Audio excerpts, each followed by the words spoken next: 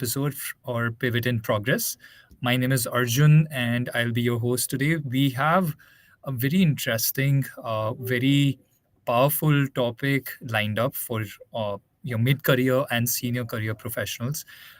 We have an excellent speaker to talk about how to advance to senior HR leadership roles.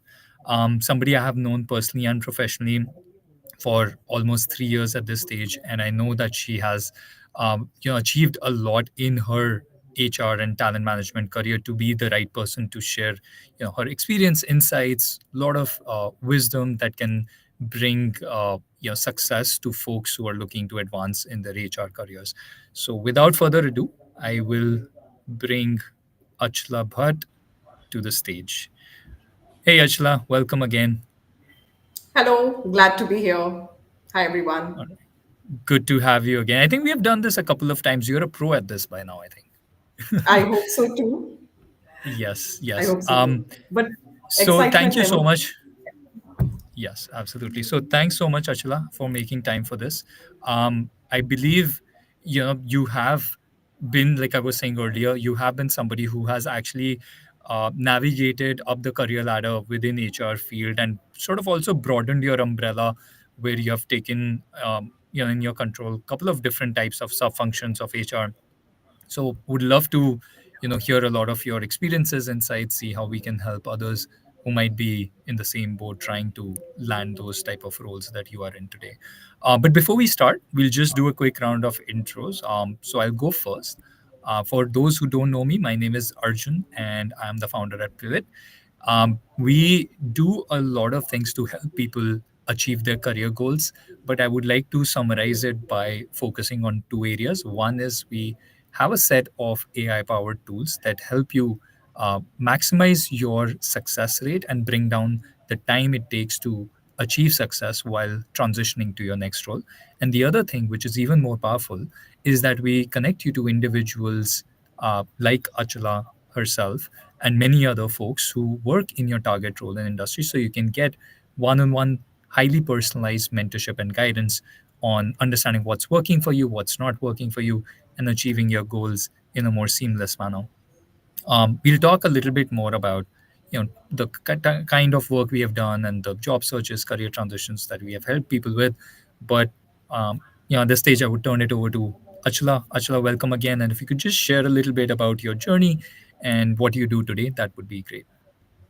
Sure. So, just to give a very broad perspective, and I know we are on LinkedIn Live, and what I would share is something is also very reflective on my LinkedIn profile as well. So, I'm an engineer who then moved into HR as a stream, and while it sounds like a lot of people's story who are engineers and then pursue MBA and then move into the respective fields, but then when I chose HR, I was very clear about the alignment that I saw between the strengths I had and the stream I was choosing. And somewhere when I started my journey as an HR professional itself, and I'm really grateful that I had a lot of very good mentors at that point of time in my life who truly guided me through what could be an effective way to to streamline my career in a way that few years down the line I could become a chief human resource officer at an organization, and that's how I started orchestrating my career. And as we speak today, I've played more than six roles in HR, and yes, there are still a lot of roles that I could not play, but I did try my best to take up those as stretch projects in whatever roles that I played in all the organizations that I've been a part of, and really grateful again that I always got those opportunities. Aside of being an HR professional, I dabble a lot of things. I'm a fitness freak. I love to solo travel, and I'm a published author. Again, since we are logged in on LinkedIn, you will see it on the cover page about my book and the QR code for its purchase also. So, a huge promoter of always pursuing and sticking to your passion, irrespective of what your full time job could be. So, that's a little bit about me. Yeah.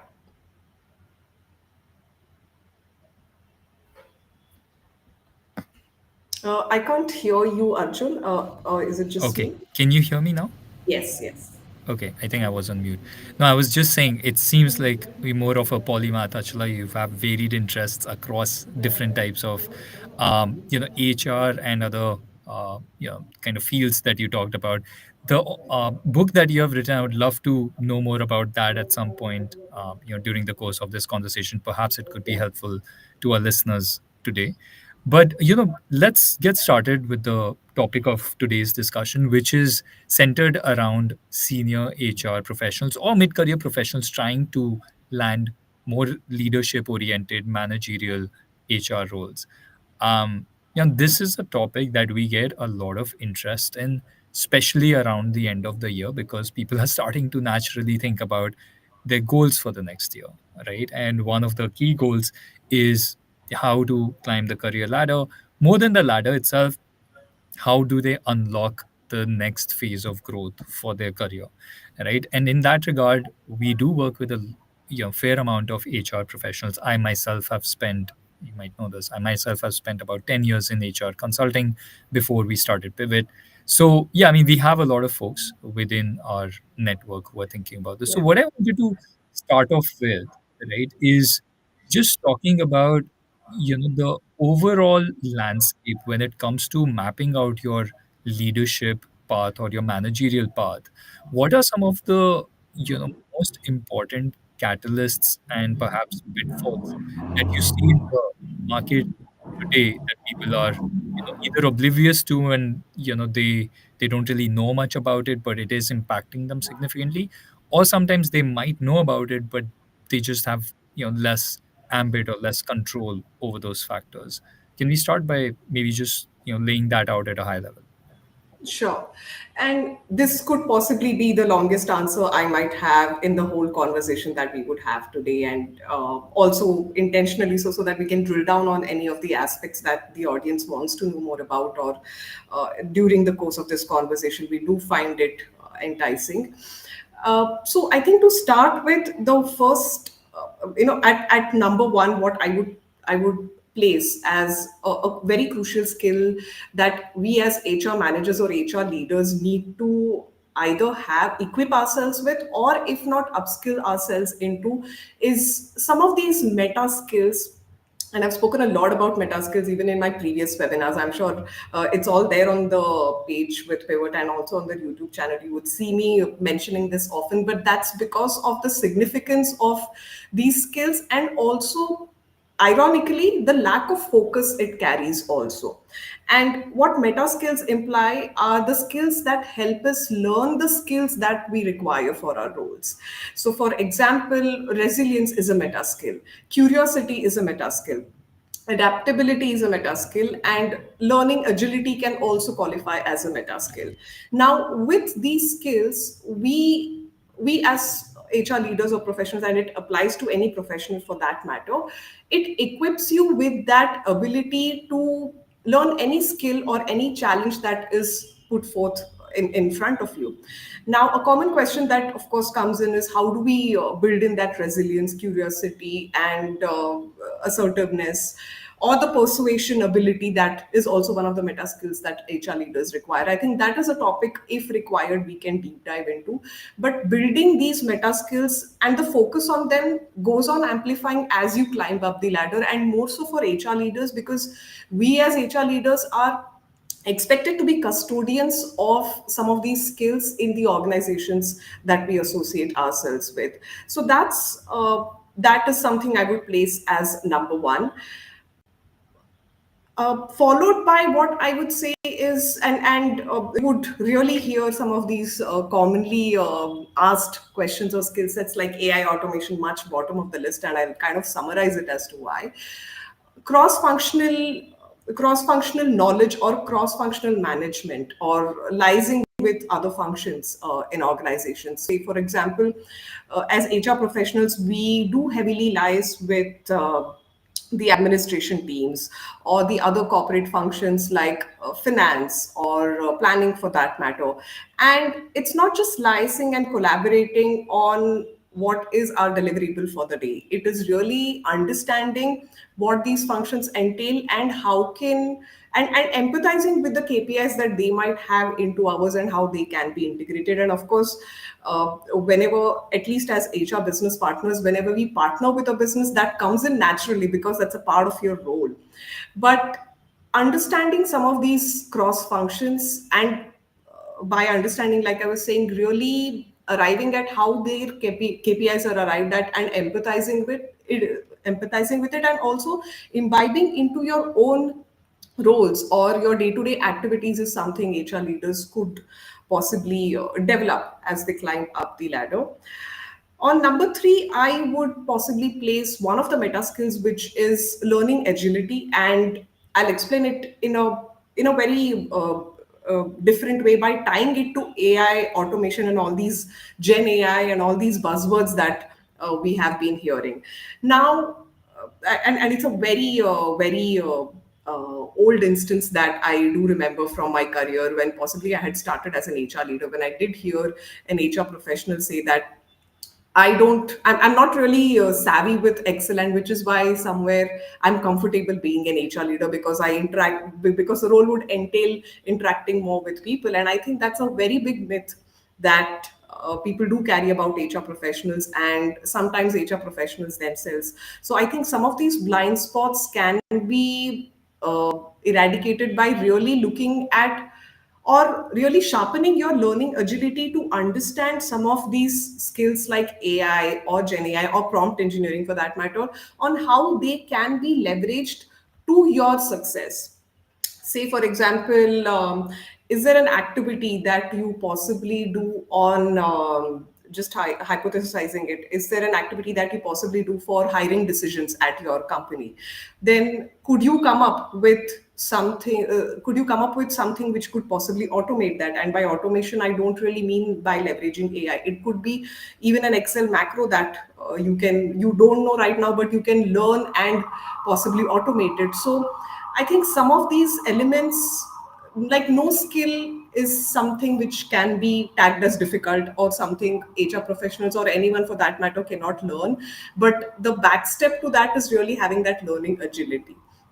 So that would be third. And Mhm. I think fourth and very important, I would rather place it on par with third, is to really build a personal brand for yourself. And of course, LinkedIn is something which goes without saying. And given we are having this discussion on LinkedIn, there could be a lot of people in the audience themselves who actively work on it.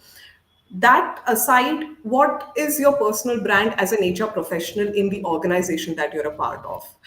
Aside of whatever your job entails, the people's person, the one who owns the people agenda, the one who is making comments on a payroll or hiring decision. So aside of these activities, what is your personal brand? Achla is an HR professional who will problem solve this people problem for us. Achla is an HR professional who is so savvy in data that she can leverage those insights and tie it into people agenda. It could be different for different people. So build that personal brand for yourself even within an organization. In addition to, of course, LinkedIn, and not really hyping much on that because it is a element of personal choice to a very large extent. The fifth, and I do have just six in the list. The fifth point I would say is personal connect. Now, again, as HR professionals, we do interact. Our roles do entail meeting people and understanding and listening to their problems, or even, for that matter, in center of excellence functions, really taking that 30,000 feet view on them. But can you really have that connect with someone? And I would put this as a plus one to even empathy. Empathy is when you can put yourself in someone else's shoes and really describe or understand what they are going through. A plus one to empathy would be to possibly also give an insight to the person that you're speaking to on what could be the problem that they are facing, but they are possibly wording in a different way. And it's a very common thing which comes in a coaching skill. It is an element of someone being a good coach also, where that's what a good coach is supposed to do. So without really jargonizing it and saying coaching skill, I'm just simplifying it and saying that personal connect, that hyper personalization of personal connect, can you do it? And it amplifies again as you climb up the ladder in HR roles. The final one I would on the list is really change management. I think even doing away with these terms of VUCA and Bani, and I consciously don't want to use them again. The dynamism that has come in today in industry and in organization is very, very, very rapid. It's very fast paced. So do you have the muscle for change management for anything that comes your way? For example, when COVID came in, it was, and when the pandemic came in and the lockdowns happened, it was something nobody had ever seen in their career. So something, a black swan event like this, do you have the muscle resilience to really come up with a people agenda that would suit a situation like that? So that level of change management, and not really speaking of the frameworks of change management, do you have the muscle for that level of change management is something also required. So these, I would say, are top 6 skills, which I think as HR managers and leaders we all need to really thoroughly be good at. Yeah. Yeah, I think that's very well structured. Obviously, you've given it a very deep thought, and it does make intuitive sense, right? All these six skills that you talked about. I have two follow-up questions to Achla, right? Just so that people can perhaps, not get too overwhelmed thinking like, oh my God, 6 skills. I can't, master all of these. I've failed at X, Y, Z. So if you were to say that, okay, these are the 6 skills, um, but you can achieve them in a in the real world where people are not always adept at each and everything all the time.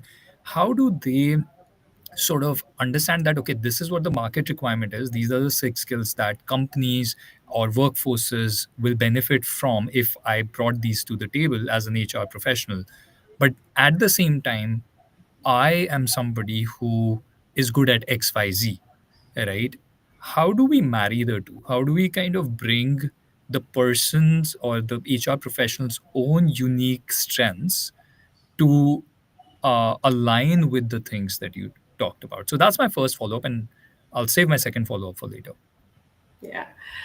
Yeah, I think a really relevant question. For example, like personal branding is something which comes very naturally to me, and it may or may not for someone else. And but again categorically called this particular skill out, which was number 4 on my list specifically because somewhere I'm tying your question to this as to when I was giving those examples, like what is your personal brand really in the organization that you're associated with. Now if my strength is really data analysis, and or if you come with a very good certification or a very good you have pursued a degree in that. A lot of premier institutes do give you certification or even courses in that. So if you do come with that caliber, be it naturally or by the pedigree of the accreditation that you have acquired, maybe the personal brand for you is that someone who's so data savvy that they'll that plug in the data that we have into a people agenda. So that's your personal brand. And you would end up building that skill for yourself, which is personal branding, by the strength that you have in data analysis, for example. That is one way someone could really time what their strength is into one of the skills which is essential for HR professionals. And I think I would take this opportunity to also break a myth that a lot of in industry in general that I have seen is HR professionals, and I'm sure that's true for all the other roles and jobs as well. I'm just taking the liberty to share it as HR professional because I've personally witnessed or even been subjected to some of these stereotypes. Like HR professionals are good at communication skills, they are extroverted, they can write really well, and yes, it all of them could be true. But then again, it boils down to the question that you're asking, like someone could have a very different strength. So this very different strength, how can you marry it into building that personal brand? And mind you, personal brand is really who you are. It is amplifying the essence of who you are as a person. So it really doesn't matter if it does not fall into the quote unquote stereotypical conventional way in someone in which someone might want to qualify an HR professional. So that is one way.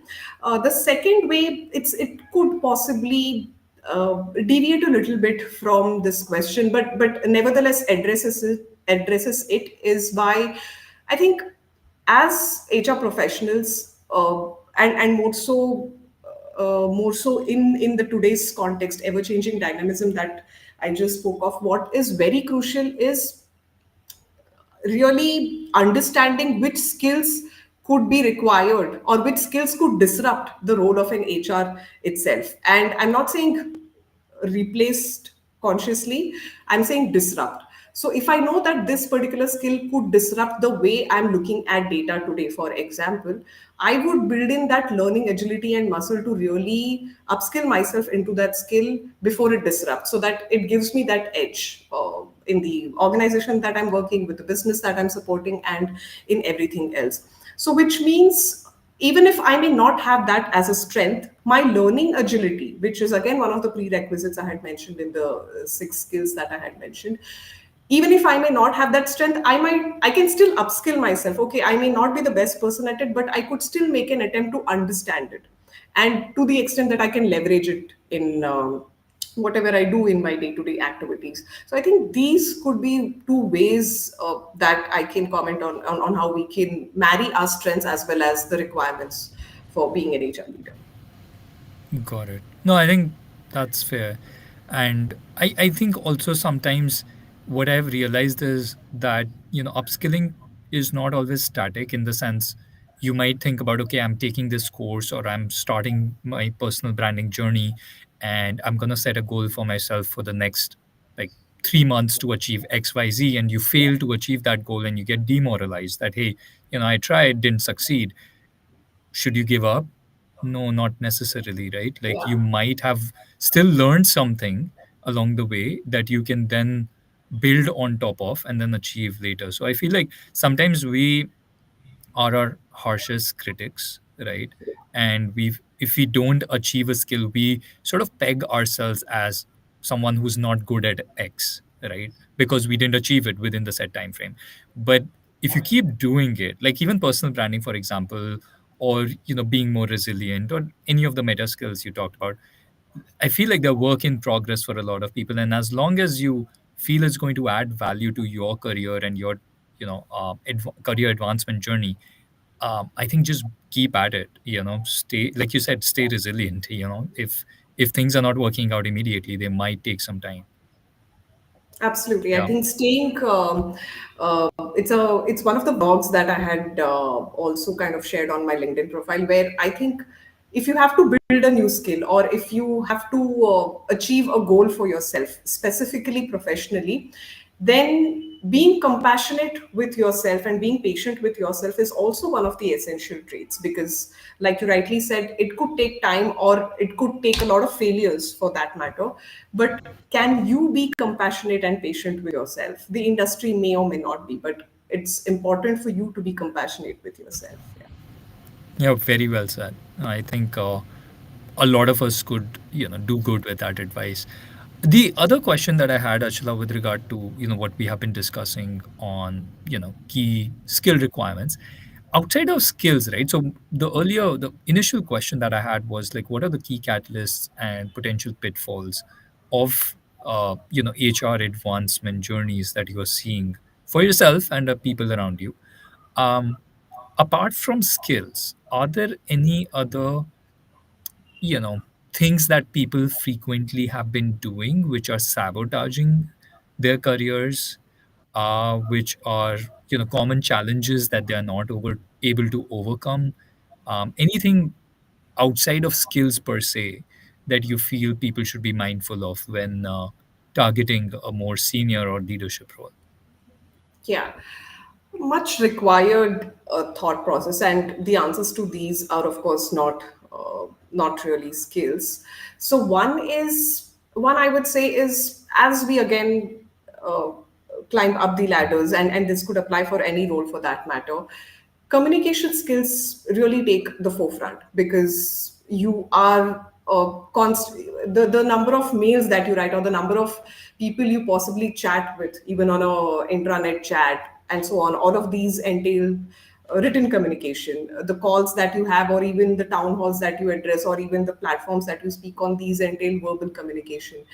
And it really never implies good English. Of course, you should be grammatically correct, but it nowhere implies that you should have a certain accent or have a certain flair with your English, but just the right communication skills, right? And what I'm trying to say is, the one pitfall that a lot of people could avoid is ignoring those aspects. And it happens naturally, unconsciously for a lot of us, where I think day to day work and your other priorities take forefront, and you end up prioritizing them over building some of these softer elements, like possibly an influencing skill or a persuasion skill, or just clear communication for that matter. And it could also be a blind spot that nobody possibly gave you a feedback on. You met your goals and you kept on climbing up the ladder, but hey, where was that blind spot on communication skill addressed? So it could be a figment of that, but then these pitfalls do exist. A lot of HR professionals at managerial levels do feel that communication skills, the understanding of communication skills is very different, and which possibly leads to that pitfall that the focus on enhancing communication skills is not as much. It's not really for the employees that you cater to, that you do those trainings. It's also for your own self with some of these specific elements. That's one common pitfall which could sabotage. Another aspect I would like to bring forth is understanding some of these global nuances. Say, for example, and specifically true for multinationals, and even for smaller organizations, because smaller organizations could have clients which are based geographically in other countries, but specifically true for multinationals, where you do work with people across geographies. Really not upskilling yourself or making yourself aware of some of these geographical nuances. It could be modes of communication. It could be at what frequency should you follow up with someone, when should you really revert back to someone on a deliverable being closed. So there are certain cultural influences that happen on some of these day-to-day activities that we do. So these elements also specifically, they could work against you, because you may feel that, hey, I'm doing my work, and I'm doing my work very well, but if you're not really making yourself aware of some of these geographical nuances, then it could impair your growth. And this is the another aspect. And I think third, it's a branch out of the second point that I did mention, where not being aware of your own unconscious biases. And yes, I do have a fourth one on basis of this, but not being aware of your own unconscious biases. And for that, I'm tying it to the next point that I did have, is not having a coach or a mentor who can guide you. And I would specifically use the word coach, not having a coach who could really call it out to you, saying that, hey, this is what you have been repeatedly doing, and possibly you could look at this problem very differently. So which is where all these blind spots that I spoke of earlier, also while addressing these questions, possibly they could be eliminated if you have a good coach. So especially at mid manager level, or in senior leadership roles, I think having a coach, if your organization provides it formally, great. But otherwise, there are many platforms and pivot, including them. Either leverage them externally, or just informally approach an industry leader that you think could be a good coach to you. Having a good coach who can really call out some of your unconscious biases that you're having while making decisions related to your career can also be beneficial for you. And which is why, if you do not have it, I think it can sabotage your career, because it means that you have really amplified your blind spot, that, hey, I know most of the things, or hey, I'll just browse Right. through LinkedIn posts and I'll know everything, or chat GPT and I'll know everything, which is not true. Yeah. Yeah, I think valid point. And I would also add that, in terms of getting a coach or a mentor, I mean, you get more awareness around your own blind spots. But at the same time, sometimes what I have seen is when you reach out to people who are not within your first degree connections, Yeah, what you realize is you get out of your echo chamber. You start to meet other people who are not experiencing the same exact environment that you are experiencing, and hence your frame of reference gets wider, and you're able to actually, like you said, empathize with yeah, more different situations. You're able to see your own flaws, drawbacks better, and you can sometimes, if let's say, generally there are no flaws, or you don't even want a frame of reference, what you realize is that there are different ways of achieving certain goals, right? If you are failing in one area again and again by trying a certain approach, like let's say, this is a common situation that we have heard of. Let's say you're trying to get a promotion at the end of the year, and you have certain KPIs that you're given, yeah, that you have to achieve to get that promotion. You achieve majority of them. You have the year end conversation with your manager. You didn't make the cut, yeah, and your manager tells you, hey, you know what, this is what you should be doing. And every year it's the same conversation. It's like Groundhog Day. yeah, But when you reach out to somebody outside your organization who's not your manager or your teammate, and understand what might actually be happening here, that can really give you a better, more realistic reference point to yeah, really look deeply within yourself and your organization to say, okay, I can't keep doing the same approach that my manager is saying because it's clearly not working, but there yeah, is another way to go about it. So yeah, I think just being more creative, more empathetic by moving out of your echo chamber can be very, very helpful as well. absolutely. Yeah, Yeah. Yeah. The other thing that I wanted to talk about is, speaking of managers and companies, we have seen the job market evolve over the last 3, 4 years, since 2022, I would say, to become much more employer driven market as opposed to employee driven market. Um, Ashila, what are your thoughts about how people should navigate the I would say almost sky high expectations that companies now have from their employees? For example, we know many times layoffs are happening without significant replacement of the departed employees, which means the existing team is doing a lot more than what they used to do before without much increase in their pay or rewards for that matter. So this is an example we have heard from numerous professionals. yeah, And companies can do it because they have the option to. It's their market, right? Plus they also have AI in case some employees threaten them that, hey, we are going to quit. They always say to the remaining employees that, hey, you can maximize your productivity using AI tools.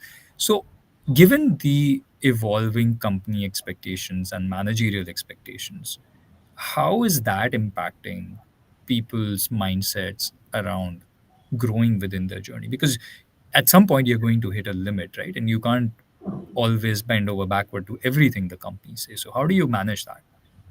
yeah. Very relevant in today's context, and I have a slightly philosophical answer to that, but still relevant one for that matter. I think the dynamism that is there in the industry is can be controlled or can be predicted today only to a certain extent. Yes, we can, if there is a war in a part of the world, you can possibly map out the potential impacts, just giving a hypothetical example. But there are still many other elements and many other external factors that could potentially affect the role that you're playing today, and specifically again for HR professionals. So I think I would say you have a considerable amount of control over these external factors in the sense of predicting them, but still that would not be sufficient, or there could be an instance where an unfortunate occurrence can happen with you in your life where you possibly could not see that coming.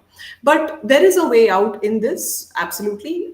The good news over here is both while being at the company, the scenario that you mentioned where a certain team is completely laid off, and then you get into additional responsibilities if that happens. Or on the second hand, if it so happens that you are yourself in a part of the layoff that's happened. So in both cases, I think I would subtly align to really having some of these, a two-part answer to this.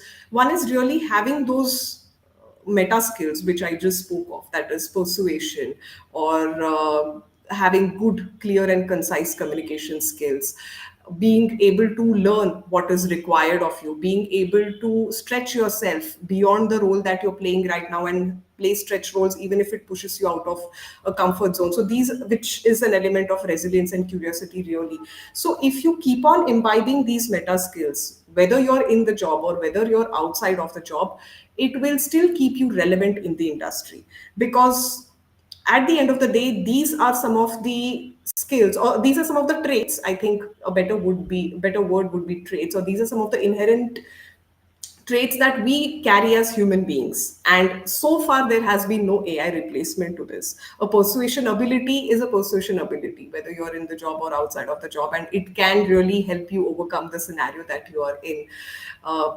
So does it apply for resilience as well? So I think if you're consistently really investing in building these meta skills, and of course, skills like resilience are something which are inbuilt, or also something which need not be really tied to a training, but the other elements like it could be persuasion, emotional intelligence, curiosity, critical thinking, these skills can indeed be sharpened. All of us have an element of it as human beings, but these definitely can be sharpened consistently. That will keep you afloat in these situations.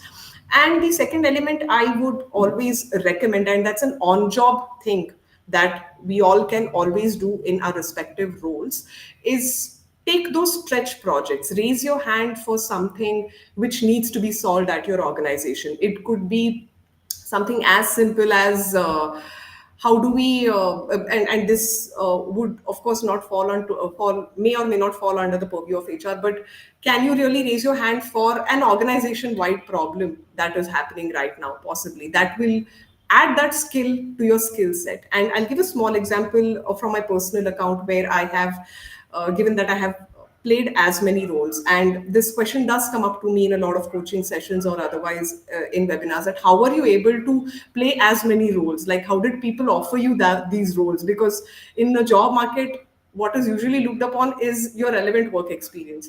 And the answer really to that is a lot of them were stretch projects that I played in the previous companies.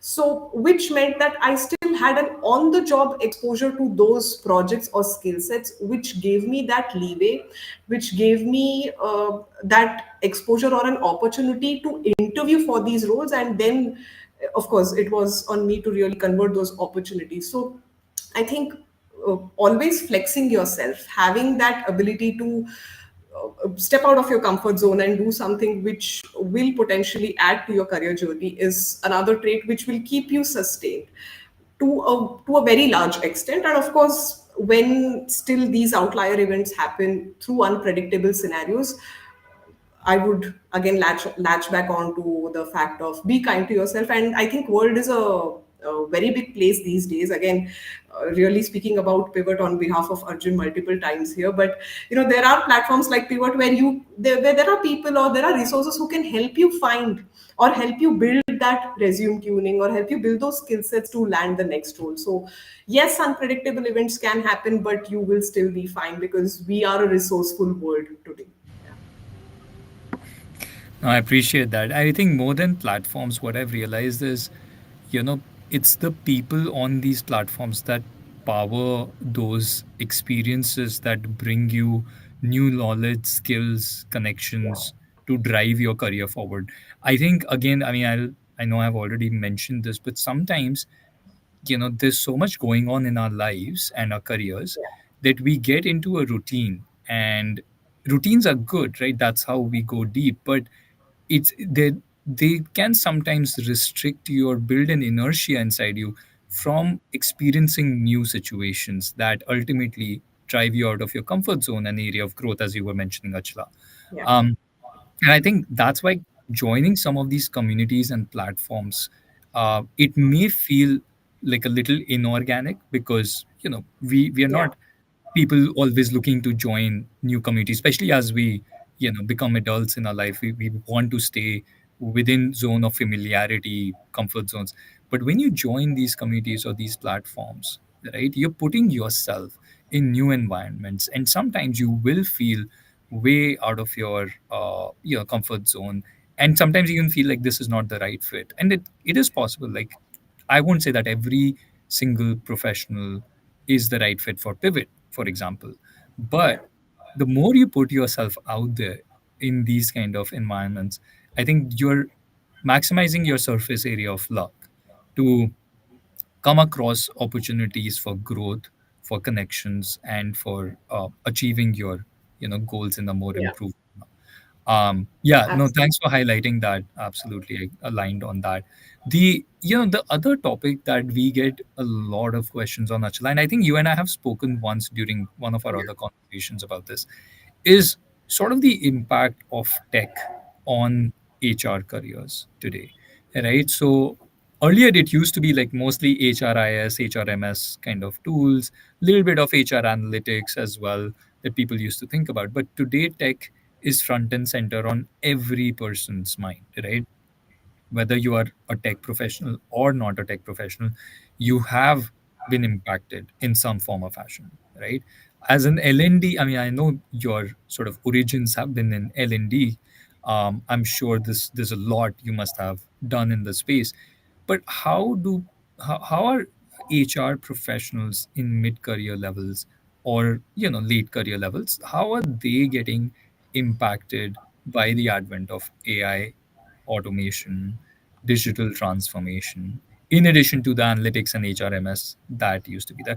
The only reason I want to really dive into this is I, I don't know if I should say it, but when I worked in consulting, in HR consulting, I heard so many HR folks tell me, hey, you know what? I'm not good at tech. I'm not good at numbers. I'm not good at, all these science oriented Yeah. things. Exactly what I was referring to. Yeah.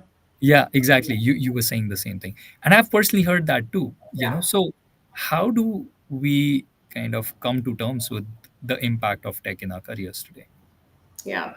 I think addressing the elephant in the room, making for HR professionals, and then specifically, again, if you're climbing up the ladders, making a statement that this skill is very difficult and I may not be so good at this, and this is or this is not really I am comfortable learning. I think that's a statement you should absolutely do away with, because it can be detrimental to your career, and nobody is asking you to become the SME in these skills, be it any technical skill. Nobody's expecting you to be an SME in these skills, but awareness of these skills, awareness of impact of these skills on HR functions, or in the industry or the organization that you're a part of, is a must. There is no escape from this. Say it's something like saying, I don't believe in connecting with people via WhatsApp. I'll just be connected to people on calls. But hey, really everyone else around you is using WhatsApp. Maybe even your work conversations are happening over WhatsApp, and in a lot of instances. So it's something similar to saying that, okay, I'll be away from WhatsApp because I'm not comfortable. You have no option. You can be inactive on WhatsApp, but you have to be aware of WhatsApp and be on it, right? Just a crude example. So I think that is a no-no, and it can prove really damaging for your career, which means that, now arriving at the answer that I have for that question is, the expectations from HR leaders have drastically changed because of the advent of AI and automation. And what is expected over here from HR leaders is really to lead the HR transformation, or the digital transformation that would be having in the that could be happening in the organization, and for which, of course, like I was mentioning, you don't have to be an SME, but you can definitely have SMEs in your team. Building teams is another great meta skill that HR leaders should have. Building the right people, hiring the right people for those right skills in in your team. So you would be expected to have that strategic acumen and leading the AI transformation, or the digital transformation that's happening. So that's one potential area. Another potential area would be really how can you gauge, like you rightly mentioned, the workforce readiness that is there in terms of AI for your organization. So intelligent tools which can help you really gauge that, from LXPs you can gauge what is the level of awareness of AI skills or the digital readiness that your organization have. Arrive at a digital quotient, arrive at a skill quotient that is aspirational for your workforce, that is also the possibly just essential for your workforce, and so on. Define them, qualify them, also define the learning journey that people could undertake. Building those individual development plans, a lot of HR jargons, but that's really also something that we as HR professionals would be expected to drive, really. Building those career journeys and help people build those career journeys to achieve a digital transformation, or really building that digital quotient for yourself. So understanding workforce readiness before really deploying these trainings and upskilling them is also something which will be expected of HR leaders. Another element that comes in is when there are as many disruptions happening, like a digital transformation, there could be global changes, there could be industry disruptions that are happening due to regulatory requirements. A lot of industries and companies are governed by regulatory requirements also. So when all of these macroeconomic factors are already disrupting, and there is and also a digital transformation happening in your organization, what you as an HR leader would really be expected to is be that strategic guardian or custodian of people agenda, really guarding the culture that, or the ethos that the organization stands for. And of course these are very amorphous terms, but then you could still come in with practices or touch points in an employee life cycle which can help you preserve the core DNA or the culture of the organization. So I think dehumanization is again a pitfall which HR leaders should really be mindful of when such transformations are happening. And that's an expectation also from senior HR leaders. The final point that I can think of is how do you keep your teams motivated? It could be the HR teams. This is also an expectation for that matter. With all the disruption happening, how do you keep your teams motivated? It could be your own team as an HR leader, or it could be even the teams that you're supporting as an HR business partner. How do you keep them engaged, motivated, still aligning with the narrative that the organization stands for? I think these are some of the expectations which come out of an HR leader with any of these macroeconomic disruptions happening. It could be AI, it could be automation, or it could be in any of these fields. Yeah. Yeah, yeah. I also wanted to ask one thing. So we talked about transformation and AI more from the perspective of workforce readiness. So helping your organization be prepared to tackle the advancement in tech. What are some of the tools, Achla, if the any, that you have used or perhaps you have seen others within HR field use effectively, especially over the last 1 to 2 years, which could be AI tools or perhaps non-AI tools as well, that you feel have been very helpful um, in the field of HR, especially? Like, are there any HR specific tools or just even general tools? Like, I mean, I know there are a lot of, Gen AI tools that have been obviously used by many, many professionals today. So, what are some of these, high productivity, high utility tools that could be useful for people in HR, especially?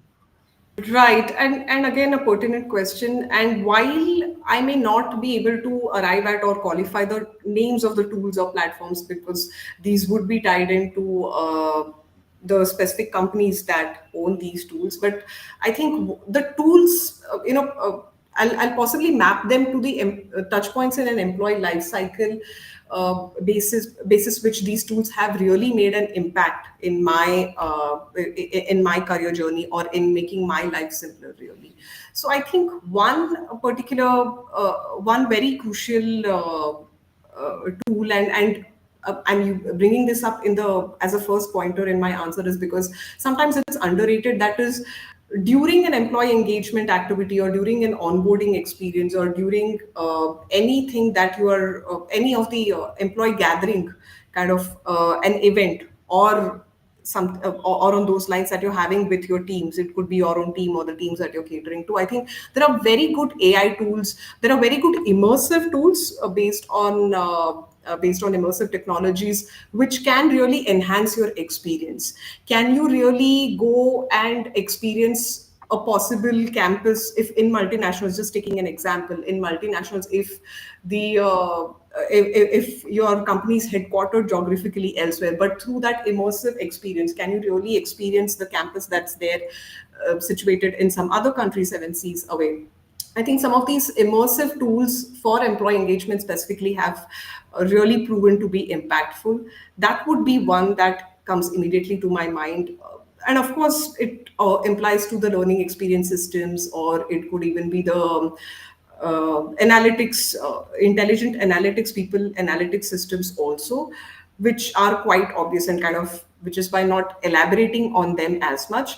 There could also be ways through, there are also tools which I have come across which can time your performance management, the performance management process that's happening in your organization to say a learning journey in your organization, to say a career journey that you're building for yourself. A lot of times, I think, again, it's a thing often seen in large organizations where there are different teams for each of these elements, though all of them are bucketed into talent management.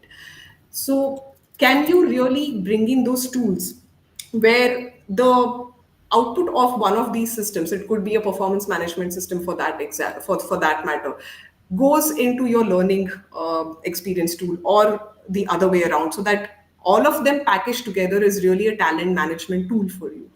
I think Mhm. these are some of the touch points, and really condensing the number of times an HR professional or an HR leader has with employees could really make it simpler and more seamless for employees. Because at the end of the day, as an HR leader, your goal is to give that seamless experience to employees. Yeah. Yeah. I think that was well covered, so I don't really have any follow up.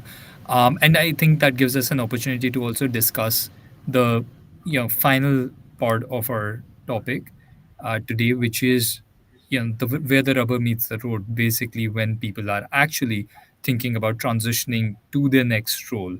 So let's say I'm somebody at a mid career level, but not really at a leadership level, and I'm looking for senior director, VP, or perhaps even CHRO roles at certain smaller organizations. um, what are the most effective transition strategies today, Achla, in your view? I know you have guided a lot of pivot mentees as well on this specific topic. So can you share like some of the do's and don'ts, perhaps areas where you have seen disproportionate success being achieved by transitioning professionals, and again areas where you feel they have remained stuck despite giving their best. Right. I think if I'm that person, hypothetically taking whoever this aspirant is who wants to move into senior director or HR leadership roles and currently is at a managerial or a mid managerial level, couple of things I would start doing head on as top priorities. One is to broaden the role that I'm playing right now. Say, again, hypothetically, say today, if I'm a learning business partner, one of the roles that I've played in my past, I would broaden it to possibly a learning business partner and also someone who leads talent development and someone who also is a part of another employee engagement project that's happening in the organization. Just an example. Broaden your roles, because that gives you more touch point and on the job exposure to more functions.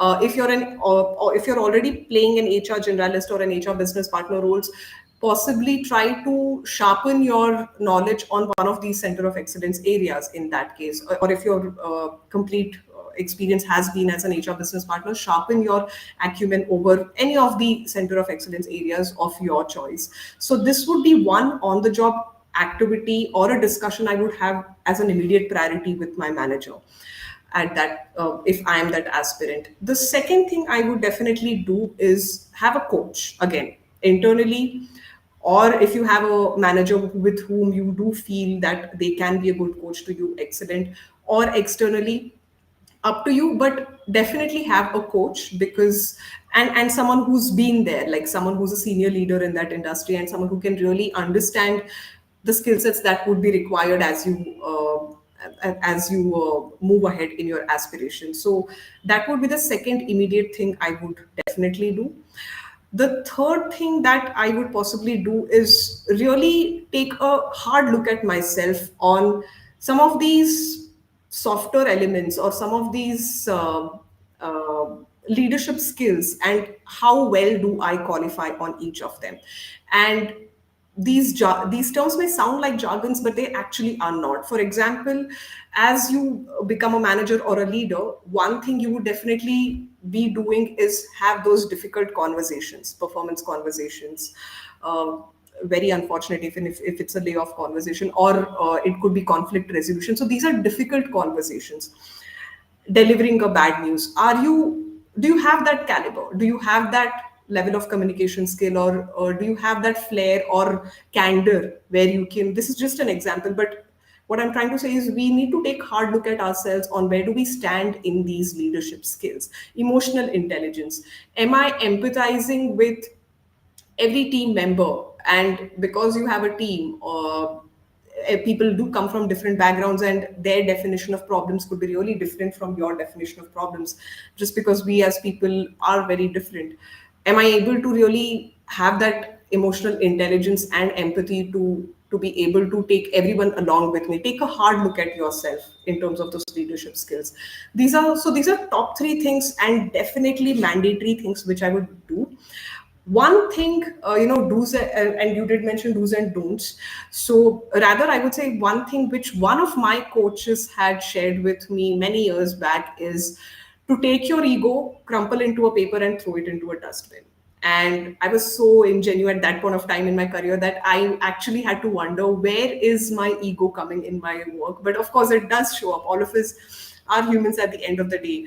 Don't restrict yourself to your comfort zone. Don't restrict yourself to just the strengths that you have, like we were just discussing earlier in this conversation. So avoid these biases, or these blind spots could really be very harmful to your career journey and your growth. So would be advisable to avoid them.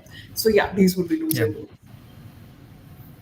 Oh, that's beautiful. I think thanks for highlighting the last point, even though I know ego is something that, is very natural human trait. Sometimes you have to fight it, especially the more experience and achievements you have, in your kitty. But, similar to what your coach told you, my first mentor, who was almost 35 years older to me and had for almost 40 years of work experience, he was the founder of the firm, multimillionaire, and had the industry look up to him. He told me on, I think, my second day at my first job, I was 20, 21 years old. And he told me, Arjun, I'm going to teach you everything I know that I've learned over the last 40 years. And then I think you will know perhaps about 20% of what there is to know in this field. And that humility, that lack of ego from somebody who I knew was one of the most respected figures in the industry, sort of the Warren Buffett of HR consulting in US, Lovely. that just made me feel like, people, they take their work seriously, but at the same time they don't take themselves too seriously, and they know they have Yeah. always a lot to learn. So yeah, I mean, I think just that sort of continuous learning mindset, staying rooted to the ground, and helping others, I think that goes a long way. So thanks for highlighting the last part of this the Yeah, answer that thanks you for had. sharing. I think I did see your LinkedIn post also that you had shared, yeah, on this. Yeah, yeah, exactly. All right. I think we are coming to an end to today's session. Achla, I think a wealth of, wisdom, insights, a lot of good, skills focus, I think, that you bring to the table, which is not surprising given your L&D background. I just wanted to give you one last opportunity to perhaps round this discussion up and perhaps summarize it into the most important takeaway that you would like our audience to leave with today. Difficult to summarize, and I'm really glad that the discussion was so elaborate that and we were able to discuss as many points that I'm struggling to summarize. But still, if I were to make an attempt summarizing it in a sentence or two, would be an HR leader is someone who should have the proficiency to really challenge some of the elements that could be disruptive in the organization that you're in or even in your own role. So only when you're able to challenge them is when you will step out of your comfort zone. You'll try to build that learning agility, you'll try to build a personal branding and so on. So but that can happen. The precursor to all of them is to really challenge yourself, not look at everything as from a victim mindset, for that matter, for lack of better words. Challenge yourself to really step out of that blind spot that you have, and I think the ocean is yours. Yeah. That's great. All right, perfect end to a, like you said, insightful session. Thank you so much, Achala, again, and to the audience who joined us today. I hope you got some, good insights that you can apply at a practical level. If you are looking for any sort of support in your transition towards the next role, whether it's a promotion or a new job, do check out Pivot. You can directly connect with folks like Achala, who, believe me, I mean, they can really make a world of a difference when you step outside your echo chamber, your comfort zone. So give it a shot, and I'm confident that you won't be disappointed. But yeah, with that, happy to wrap this up, and I hope everybody has a good rest of their evening. Thank you, everybody. Thanks, Thank Ashla. you all. Thank you all.